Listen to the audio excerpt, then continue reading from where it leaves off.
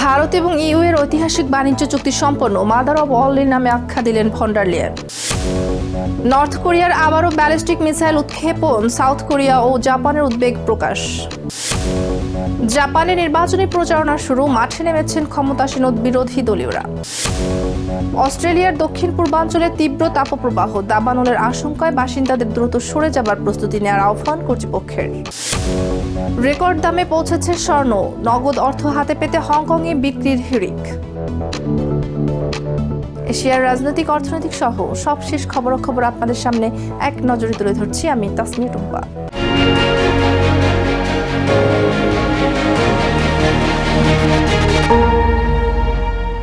বিশ্ব অর্থনীতিতে মঙ্গলবার এক ঐতিহাসিক মুহূর্তের সাক্ষী হল দিল্লি। দীর্ঘ 2 দশকের অপেক্ষার অবসান ঘটিয়ে ভারত ও ইউরোপিয়ান ইউনিয়ন চূড়ান্ত করল ইতিহাসের বৃহত্তম মুক্ত বাণিজ্য চুক্তি বা এফটিএ। ইউরোপিয়ান কমিশনের president Ursula von der Leyen একে মাদার অব অল ডিল বলে আখ্যা দিয়েছেন। বিশেষ করে আমেরিকার সাথে বাণিজ্য উত্তেজনার এই আবহে এই চুক্তিকে নতুন বৈশ্বিক মেরুকরণ হিসেবে দেখছেন বিশ্লেষকরা। ভারতের রাজধানী নয়াদিল্লির হায়দ্রাবাদ হাউসে এক ফ্রেমে 3 বিশ্ব নেতা, ভারতের প্রধানমন্ত্রী নরেন্দ্র মোদী, ইউরোপিয়ান কাউন্সিলের প্রেসিডেন্ট অ্যান্টোনিও কস্তা এবং commission president Ursula von der লিয়েনের মাঝে অনুষ্ঠিত হলো এক ঐতিহাসিক চুক্তি। আর হ্যান্ডশেকের এই উষ্ণতা কেবল একটি চুক্তির জন্য নয়, বরং 200 কোটি মানুষের এক বিশাল বাজার তৈরির মাইলফলক। আজ ভারত তার ইতিহাসের সবচেয়ে বড় মুক্ত বাণিজ্য চুক্তি সম্পন্ন করেছে। এটি কেবল বাণিজ্য চুক্তিই নয়, বরং আমাদের যৌথ সমৃদ্ধির এক নতুন ব্লুপ্রিন্ট। এই চুক্তির ফলে 2032 সালের মধ্যে ইইউ থেকে ভারতের রপ্তানি দ্বিগুণ হওয়ার সম্ভাবনা রয়েছে। অন্যদিকে ভারতের সমুদ্রজাত পণ্য, চামড়া, টেক্সটাইল এবং জুয়েলারি খাতের জন্য ইউরোপের বাজার এখন উন্মুক্ত। প্রায় 99.5% পণ্যের ওপর থেকে শুল্ক তুলে নিচ্ছে ইইউ। এই চুক্তিকে মাদার অফ অল ডিল বলে আখ্যা দিয়েছেন ইউরোপিয়ান কমিশনের president Ursula von der Leyen. We delivered the mother of all deals.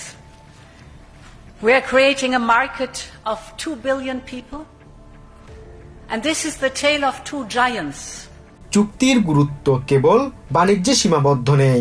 President Donald ট্রাম্পের নেতৃত্বাধীন আমেরিকার সাথে যখন ইউরোপ ও এশিয়ার দেশগুলোর বাণিজ্য সম্পর্ক চ্যালেঞ্জের মুখে, তখন এই চুক্তিটি কাজ করবে একটি কৌশলগত রক্ষাকবচ হিসেবে।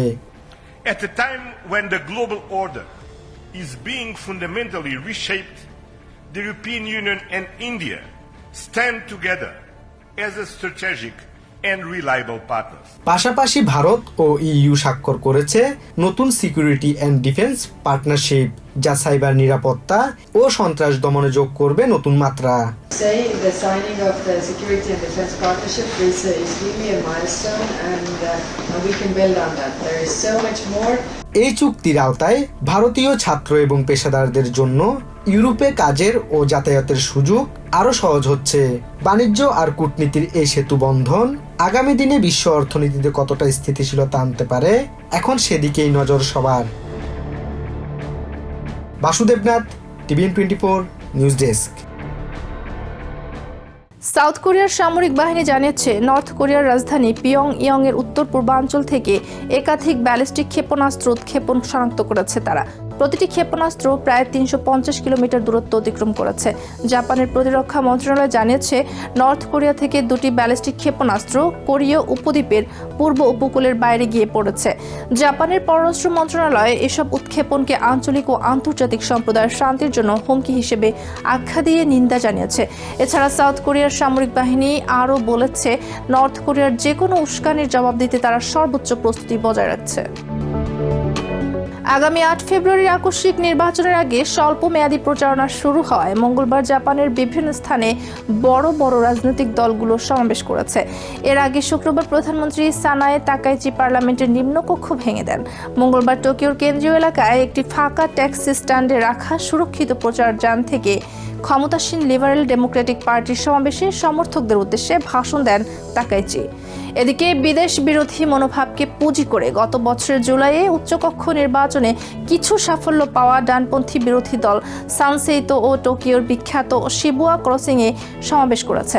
এছাড়া উত্তরের আওমোরি প্রদেশের হিরোসাকি শহরে সমাবেশ করেন বিরোধী দল কনস্টিটিউশনাল ডেমোক্রেটিক পার্টি অব জাপানের নেতা সাবেক প্রধানমন্ত্রী ইয়োশিহিকো নোদা।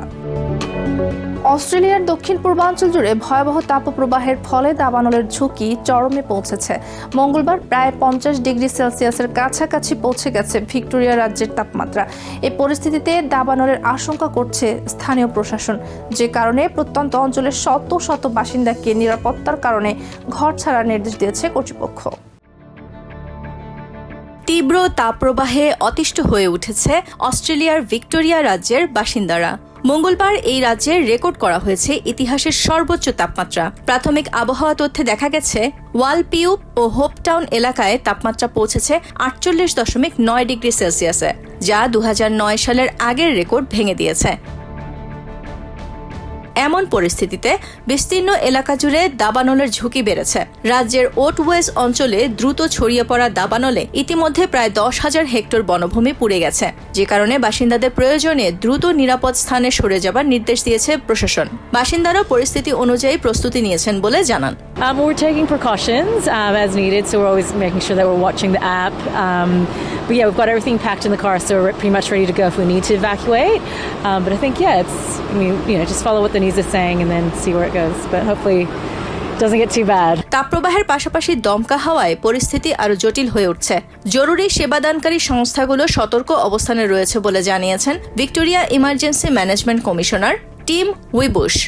Today is a very critical day. We've got both the risk of severe to extreme intensity heat wave matched with those additional winds causing those extreme fire dangers.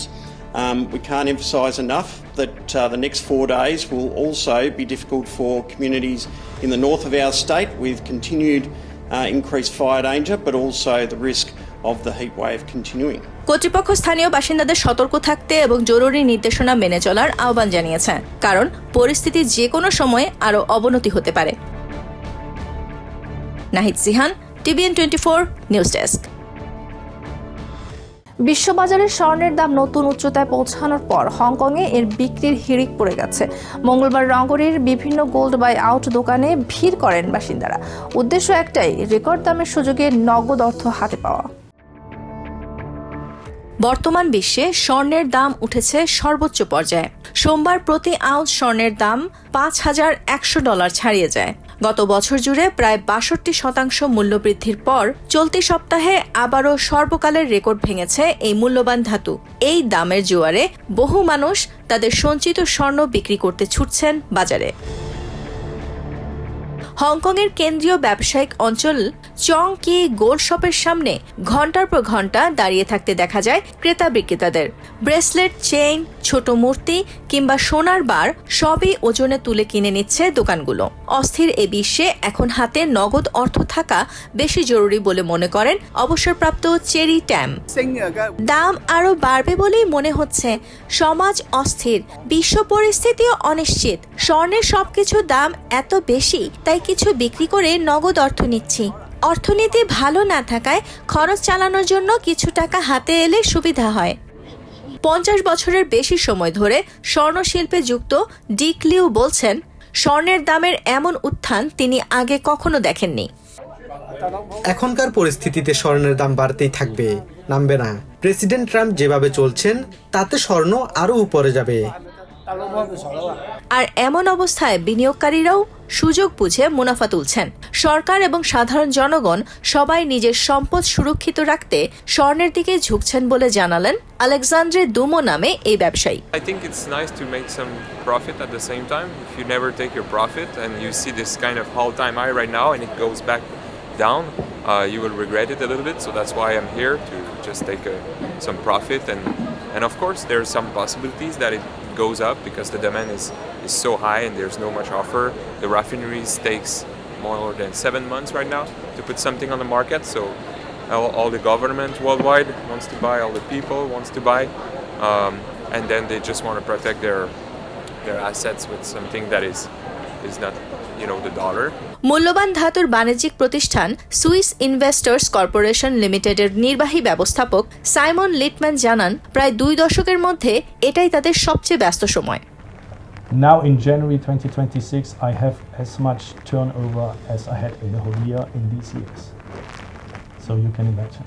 Yeah? I mean, last year was probably our second busiest year, and this year is looking to get very busy. But we have supply problems. Most refineries of the world are running at their capacity limits because they need to keep the gold market going. So they must stay liquid in supplying the market with kilobars. But a lot of retail products are out of production or have very delayed production. চাহিদা বেশি থাকলেও উচ্চ দামের কারণে স্বর্ণের ব্যবহার কমছে। চায়নার কেন্দ্রীয় ব্যাংক গত বছর প্রতি মাসেই স্বর্ণ কিনেছে, তবে দাম বৃদ্ধি ও কর সংস্কারের প্রভাবে 2024 সালে দেশটির পাইকারি স্বর্ণ চাহিদা কমেছে 11%। বিশ্লেষকদের মতে আমেরিকান ডলারের ওপর নির্ভরতা কমাতে কেন্দ্রীয় ব্যাংকগুলোর প্রচুর পরিমাণে স্বর্ণ ক্রয় এবং বিশ্বজুড়ে অনিশ্চয়তার কারণে নিরাপদ বিনিয়োগ হিসেবে স্বর্ণের প্রতি আগ্রহই এই রেকর্ড উত্থানের মূল চালিকা শক্তি। Nahid Sihan, TVN 24 news desk. এক নজরে প্রতিদিন এশিয়ার খবর জানতে চোখ রাখুন TVN 24 নিউজ নেটওয়ার্কের ইউটিউব ও ফেসবুক পেজে।